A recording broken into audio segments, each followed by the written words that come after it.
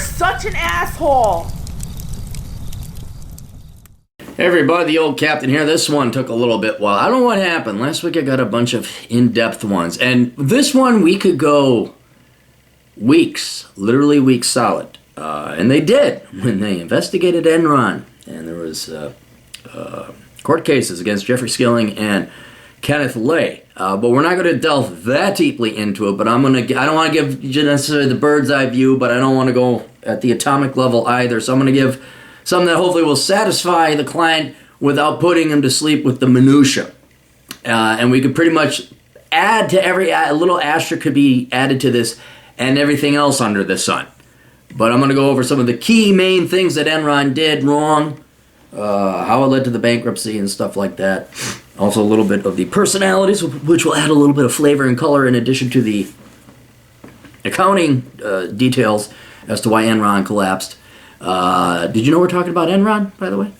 And then I'll go into these individual questions, some of which are pretty cool. They're funny, but they're in a cool, funny way, because I had to look up this guy called Lou Pai. And dude, he's like every scumbucket's hero. It's great. Hey, Cappy, I want a quote of an in-depth analysis of Enron. What exactly was the leadership doing that caused the collapse? What was the ninja arm loans, the derivatives of this crash, so to speak? There were no ninja arm loans or derivatives. I mean, yeah, there were energy derivatives, but the ninja arm loans, that was the banking, the housing bubble, mortgage, the one in 2007 to 2009. So ninja arm loans, unadjustable arm loans, those were not it. There were energy derivatives, which Enron traded in and manipulated the markets, as we'll find out.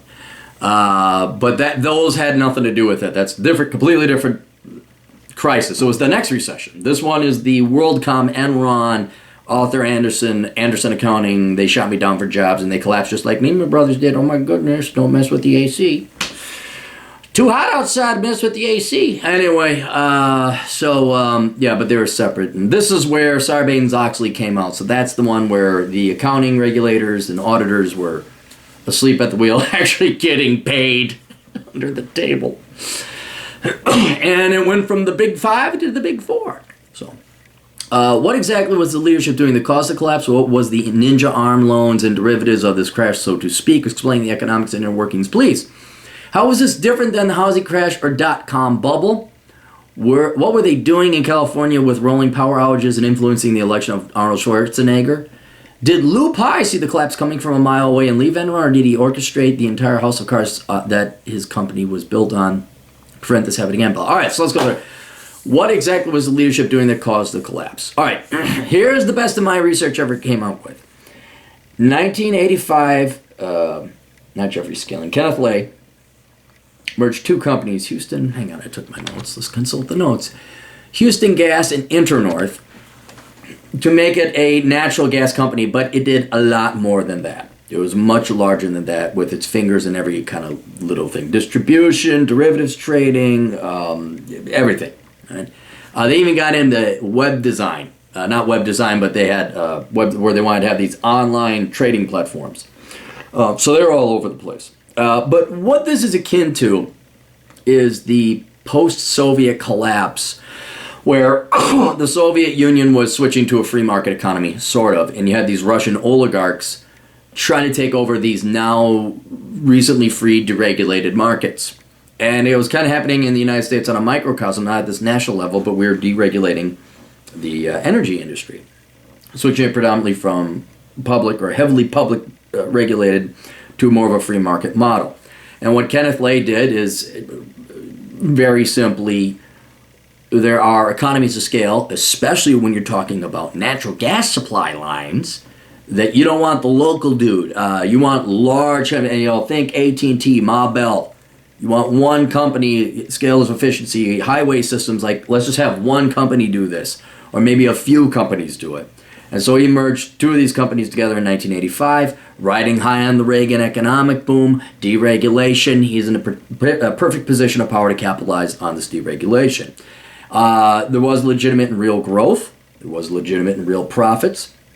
But Kenneth Lay is an interesting fellow. He never failed. He never failed. And I will tell you something. Everybody fails. Everybody. If you haven't failed yet, you're lucky, but you will fail. You will fail. And he never failed. He was, in a sense, the prissy suburbanite, spoiled, rotten girl in the suburbs driving a convertible cabriolet, which they don't make anymore, so imagine, Daddy bought me an SUV. And nothing could go wrong, nothing could go. Now, he wasn't spoiled. This guy worked his ass off, but he just had success after success after success after success. He's down in Texas. Whoo dang diggly. And this is what I saw, and this is exactly what happened. Deal's a deal. J.R. Ewing. There, that's a better... You're probably too young to remember this guy, but J.R. Ewing from now. Deal's a deal. Always making deals. Deal's a deal. Deal. I got a deal. Deal's a deal. And the moving and the hustling and the shaking, you almost think like there's no way it could go wrong. Like a deal is just doing business, signing contracts, always leads to profit. And that's not always what happened. That's why I saw where like, just get the deal, and the deal's a deal. Let's get some... We're in the business of making business. I know, Jim. He had some bad... I know. He's screwing his sister, and he's on meth. But now the Lord says to forgive, hate the sin, love the sinner, and he's got some potential. That boy, when he ain't diddling his sister, he got potential. And this is kind of the Kenneth Lay environment. That, like, he started the merging of these two at 42. That's my age. And he had a higher success rate than me, way more successful. But he was a businessman, and he was used to like the good times always rolling on. Always rolling. And what ended up happening is this guy could not say no. And he'd always want to sign a deal with the Chinese, with the Indians, with this group, with that group. He'd hire out, let's run this business, let's start that division. And so Enron starts to grow way, not big, but wide. Way too many divisions, way too many departments. No one has a freaking clue. And certainly, and you could say Kenneth laid in, but he spread him. You're only one person. Spread himself way too fucking thin. He was also way too nice a guy, and the guy wasn't used to failing. And so even though losses were mounting up, or a lot of these divisions were not made as profitable as they were earlier on, because he lost focus. That didn't matter. We just keep more deals. And this is the mentality that pathetic, slightly, 105 IQ type of business MBA majors, bankers. They go, no, we just can't make more. Oh, that one just went south. That one just went south. And I don't know why everyone in my world speaks Southernly, but they do. And we'll get it. He'll turn it around. So there's this optimism, this delusion, because the guy has never failed. Doesn't know what failure is. Anyway. So this then leads to, this is my speculation now, is when losses start to come through all these subsidiaries, they're losses, but your ego cannot abide that. And so now what do? Well, what we're going to do is we're going to start engaging in questionable, though not illegal, though sometimes illegal, everything under the sun, accounting practices. So revenue recognition was one of the key ones, where, let's say they had a 5-year contract with the government of Japan. I don't know what they were going to supply them with gas. 5 years. And they would take the estimated revenue over the course of those 5 years and recognize it today. Even though they didn't get the fucking money. And then what would end up happening is the government of Japan says, I want to break the contract after a year. We did have an option to get out of it. So they only got 1 year out of the 5 years of rent, only 20% of the revenue. Now, would they then write off the 80%? No, because personally, psychologically, they couldn't sustain that. And there was this IQ of 105, deal's a deal, businessman, MBA, banker type guy. They wanted to see that stock price go up. There was this culture embedded that they had to see the stock price go up. And if the stock price didn't go up, they would start chopping people off at the lower performing. So there was this... It's like GDP. It's like we got to get GDP. China is a perfect example of this. China's just got to get their GDP growth figures up. And they'll build whole cities that aren't being used to get those GDP figures up. It doesn't mean anyone's better off. Doesn't mean the real economic production of the country is better. Doesn't mean the real wealth of the country is done above. They got that number up. And this is this obsession, relatively low IQ, MBA type, bankers in general. Got to get the stock price up. Or when they get their financials back from Arthur Andersen and they see profits going up, even though it's all bogus, that's what they lie to themselves because they got to keep this mentality that they're successful businessmen, they're captains of industry. and the really small dick fucking scumbags. So, you also now have to write off 80% of your revenues. You've already, especially if you're looking at industrial type of companies, you've invested the infrastructure. So you have these fixed costs. Well, you're only going to get 20% of the revenue. Now you have these big losses. How? Oh, now you can't let, who dang diggly, dang Jim, we can't let the stock market people find out. We can't find out. So what do? They came up with things called special purpose entities. And or off-balance sheet accounting. And basically all they would do is they would take these losses and they would hide them in subsidiaries. So the subsidiary, get these loan, borrow all this money, borrow, you got these debts, pays for these losses. Oh, and what do we do with this liability that's huger than fuck and these losses that caused us to borrow? Let's go hide this in a special purpose entity. Let's go hide over here. And so you look at the tree node of all the different divisions and subsidiaries that Enron had, and it's like, holy, yeah, you can get lost in that. And I remember being a credit analyst one time. One guy came up to us. He had 45 subsidiaries, LLCs. And I think he wanted like a $150,000 loan. And the banker was bringing it to me. He's like, hey, can you analyze this? So I'm like, what's the interest rate we're charging on this $150,000 loan that Mr. fucking millionaire should have in pocket change? And that he was hiding all of his losses in these 45 LLCs. But the funny point about that story is for me to analyze it and to administer this loan and keep tabs on it, to do due diligence, you'd blow through way more labor than whatever interest we were going to charge on that paltry $150,000. Because to manage, or I'm sorry, not manage, but analyze and keep tabs on 45 independent entities was going to be very time consuming. And so this is how the real performance of Enron went masked, while the analyst, the professional analyst, just thought, oh my god, the number on the consolidated statement says this, says Arthur Anderson. Well, I trust those cocksucking sons of bitches. They all have MBAs like me, and I are smart.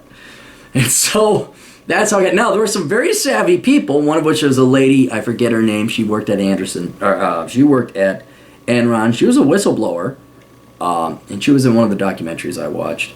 And then there were a couple other analysts who were savvy saying like, hey, wait a minute, these entities, what are the underlying, I know it's an LLC, but you're owned by a publicly traded company. I want to see their financial statements. And they wouldn't give them to them. So you had increasing losses. You had increasing liabilities. And this was masked until some really truly savvy analysts started figuring it out. And then some of the owners themselves, Kenneth Lay and Jeffrey Skilling being two of them, started selling their stocks, and then stocks started going down. And then there was some speculation in the media, like real journalism, which none of you kids know about nowadays. But they said, we think some of these books might be cooked. And there was that speculation, and that just started. And then sure enough, all of a sudden they say, yeah, we got to restate earnings to the tune of like $2+ billion, and then you could see the stock price just go down like that. So there was that. Then there was also not necessarily accounting hanky-panky, but they were manipulating the energy markets with rolling blackouts in California. I'll address that when we get to that question. They were engaging in trading practices, but like I said, this is the asterisk, and everything else under the sun, there was just a ton of crap. But those are the main ones, is legal but poor choice of revenue recognition, off-balance sheet accounting, and then outright illegal accounting, or things that would, not legal accounting, but not FASB compliant, not GAAP compliant, and then a bunch of outright rank fraud and all that other stuff. So that is basically what happened. Is you had ego trumping reality, leading to desperate measures such as, but not limited to, questionable and erroneous accounting practices, the hiding of losses and liabilities, and then just outright fraud, theft, whatever. Go look and see what they've been accused of and what they're convicted of, and you'll see. And then the list is done. So that is what basically happened at Enron. How is this different than the housing crash of the dot-com bubble? Well, this is just one company. Whereas the housing bubble and the dot-com bubble were both manias that the entire world, well, at least the United States, got caught up in. There were the investors of Enron were true victims. The investors in the housing market were not victims. They were idiots and sheep. They deserved to get slaughtered. .com, same thing. There it was every company under the sun, be it a housing developer, banker, mortgage broker in the housing crisis or housing bubble, or .coms. There they were all just trying to sell when the underlying fundamentals, the profits, just weren't there. And the .com, it got so bad in .com mania, they did price to sales because there were no price to earnings. There was no price to dividends. There was no price to cash flow because those were all negative or non-existent. So they had to do price to sales. I remember these fucking idiots. I was working security late at night watching CNBC. These fucking idiots would come on and they'd talk about, well, whatever, Zapato, they're trading at a price to sales of 200, which, is the industry. It's like, they're not making any money. It's like paying someone to punch you. Yeah, they're losing money. So, those and you American sheep just swallowed it up. I need to get a .com. A lot of you are too young to remember this, but people my age and older were bragging about what their stock market. Everyone was joining stock clubs. Look at what my stock portfolio is doing. Blah, blah, blah, blah, blah. Same thing with the housing. Oh, we bought this, but then our house is worth X for that. Oh, I'll have another Chardonnay. And that's pretty much everybody in California. And then when you find, and now there was. The .com differed from the housing bubble because the .com was predominantly equity financed. There was some debt financing. But the housing bubble, that was all debt financed. And then we had our mortgage-backed securities, and that's how it infiltrated into pensions. That's how it infiltrated into governments, municipal governments in Norway. This was repackaged where the banks, they didn't hold on to those loans. They sold them on the secondary market. Investment banks repackaged them and sold them off to all these other fucking sheep out there that never looked at the underlying mortgages underneath. So the .com was only one you're an idiot. You invested in a .com because you heard somebody on CNBC say, we're gonna sell earplugs online. No one's ever done that before. We're worth $8 billion. Pets.com, I don't know if you remember that, but all right. So that's it. And whereas Enron is just one company, horrendously corrupt, and not a nationwide fad fervor. There was no nationwide fervor. There was no sickness. It was just one company lying to a bunch of people.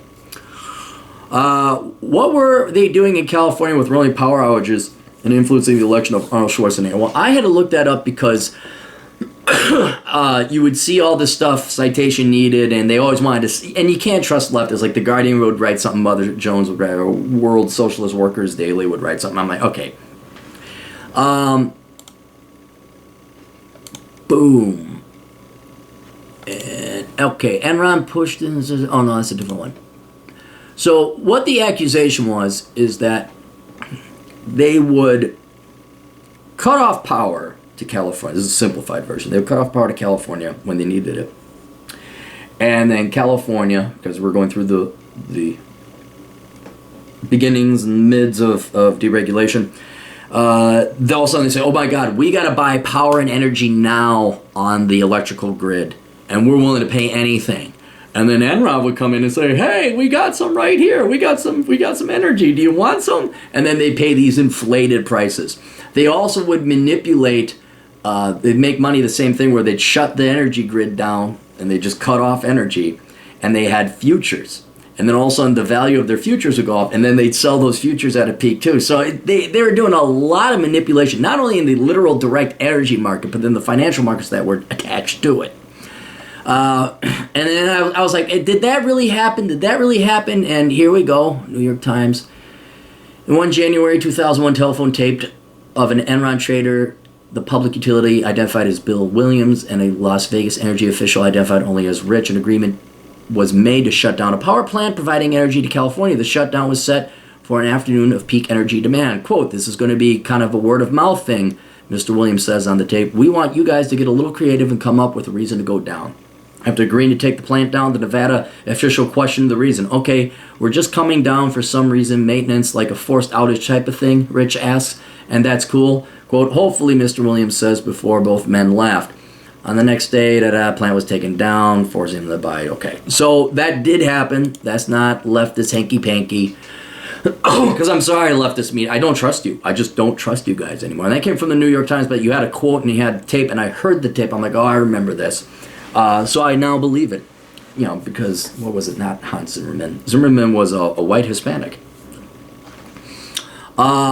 So that's what they were doing. They're just manipulating the energy market and financial markets to make money. Influencing the election of Arnold Schwarzenegger, that's where I doubt it. That's when, not James Baker, Moonbeam, Governor Moonbeam, James Brown, Governor Brown, whatever. The dipshit that's in there now was the same dipshit that was in there then. And then Arnold Schwarzenegger came in after this. The speculation that it was done to help Arnold Schwarzenegger. I didn't see Arnold Schwarzenegger and Kenneth Lay talking. And I could be wrong, but that's a step a little bit too far that I didn't find any quoted evidence of. Did Lou Pai see the collapse coming a mile away and leave Enron to orchestrate the entire house of cards that the company was built on? Lou Pai, interesting fellow. I'm like, who the hell is Lou Pai? So I had to look him up. Lou Pai was like the mathematical genius behind Enron. He came up with the, how boring is this going to sound? The formula or way to make Enron work and get into financial market trading. If that, let's just leave it at that. He was the math genius behind this, and he made more money than anyone else. All these executives were jumping ship, selling their stock, were saying, nope, everything's fine, just everything while I'm selling over here. Lou Pai sold I think it was a year or 6 months before the crash started happening, or there was any sign of trouble. And he only sold at 50, while most everyone else was selling at like 90 and 100. But he sold everything. He got out. He quit working at the company. And he made $250 million, which is 10 times what anybody else made, or at least multiples time. So he made way more than anybody else, but he was never accused of anything. Well, the reason why... So good old Lou's been married to the same gal for 20 years, and he's a big-time executive, and he's flying around enjoying the $1 million lifestyle. Well, Lou has a penchant for strippers, and he ends up having an affair with a stripper who is also married, and wifey poo of 20 years finds out about this and files for a divorce, forcing him to liquidate his ownership in Enron, which was the best thing that could happen to him in hindsight. Like, it's hilarious. He's like probably thinking, my life is over, I had to sell. And then he realizes when fine, he paid her off $125 million. He's left with a paltry $125 million. Now him and his stripper wife are married, they got kids and stuff. And then all of a sudden, Enron crashes. It was the best thing to happen to the guy. And then he goes and he buys land in Colorado, then sells it in 2004. Again, a couple years before the housing crash. I'm like, this guy's got the best timing ever. So I don't think it was any mathematical genius. Maybe he did. Maybe he's just like, I got my money and I've made my this. So I'm not questioning. Maybe he did have some good financial insight. But I don't think he was maybe an accounting type of individual. I think he was purely the numbers nerd who liked pussy. He liked fake titties. And he was triggered to sell. He sold, and it was luck. It was luck. What's to prevent this from happening again? Well, we put in Sarbanes-Oxley, and I think the remaining big four accounting firms remember Anderson Accounting. I think they remember that now. And what it does is it puts a whole bunch of new rules and regulations on auditing and compliance, but also keeping the consulting and the auditing services separate and independent from the companies they're auditing. All right? And most of the, CPAs are pretty straight-laced. They're pretty straight-laced. And I still think, even though this is, 10, 15 years after the fact? 15 years since that. KMPG, Pete Marwick. Oh, wait, KMPG is Pete Marwick. Deloitte & Touche. PricewaterhouseCoopers and Lybrand. What's the fourth? Ernst & Young. I think those four companies have enough executives that are still, they remember Anderson Accounting, and they got the Fed so far shoved up their ass with Sarbanes-Oxley, I think they know not to fuck around anymore. Now, you give it another generation, they'll all die. A new set of dipshits are going to come in. They're going to be dude bro MBA CPAs. They're going to do, man, oh wow, I'm like living the flippity. Oh, hey, come flip this house with Philly flip. Except they're in suits and ties and they work for Accenture accounting or Accenture consulting. The ego, they'll forget their lessons. Don't worry, they'll forget their lessons. And then we'll have another crisis like this where, then it'll be Pete Marwick or it'll be Ernst & Young. And then they'll find out that entire company was corrupt. And then there will be 3. And then there will be 2. And then there'll be, Grant Thornton might get its ass in there. And then maybe we'll just go with regional ones. I don't know. But what's to prevent this from happening again? Everyone, it wasn't too long ago, people's memory. And that accountants are still scared to shit as to what happened to Anderson Accounting. And then also that CPAs and accountants tend to be higher, more moral caliber people. But don't worry, in time they'll forget it. This time it's different. I'm special. I'm unique. I'm a king of the world. I'm a king of Wall Street.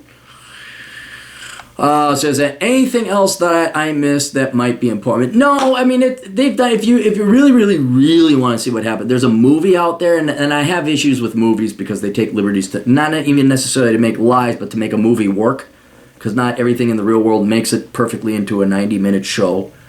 A lot of people were recommending that. There was shockingly little in terms of documentaries. I thought I'd have like a really good, and it's all like a mile wide and an inch deep, and not even as deep as I went. It's like, oh, okay, I got that. But yeah, this was just, trust me, man, it's these aged banking egotist dude bros, and they're bankers, man, and they're CEOs, and they think their stock market. They think they're like guys. These are the type of guys who focus on how much they make and not how much they save. Well, I make $1.2 million. Dude, if I had a penny for every time some aged dude bro like this with his 105 IQ came walking in and saying, well, I had sales of $3 million. I'm like, I don't give a shit what your sales are. The waitress next door at the restaurant makes more than you because you lost $20,000. Don't tell me, I do that to lower my tax bill. Shut the fuck up. No, you don't. You don't make money. If you had money, we'd see it on your balance sheet. And crazy accounting concepts like that. Anyway, that is what I think is more prevalent. And if we could identify it, which I could any day, you send me in. Put me in a federal go. Oh, me as a regulator. Woo! Me working for the OCC. Woo, boy. Woo-hoo! They got actual officers, I think, at the OTS and the OCC. Come in there, we're going to go on a raid, boys. Get a cowboy hat, and I'll really work on my southern accent. And then I'll become a Texan. Who dang diggly? Why, hello there, Thaddeus McWinthrop III.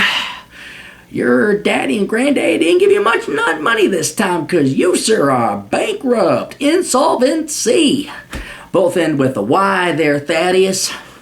Now, you're going to give us your little laptop there. Oh, I won't hit that delete button unless you want some bullets put through your brain. And I'll take that hot little wife with her fake titties of yours. Don't you worry, she'll be taken care of. Oh, I'd be a great OCC sheriff. I'm sheriff's officer candidate. Agent, that's what the agent. Agent Clary. How you doing? I didn't talk like this till I became an agent.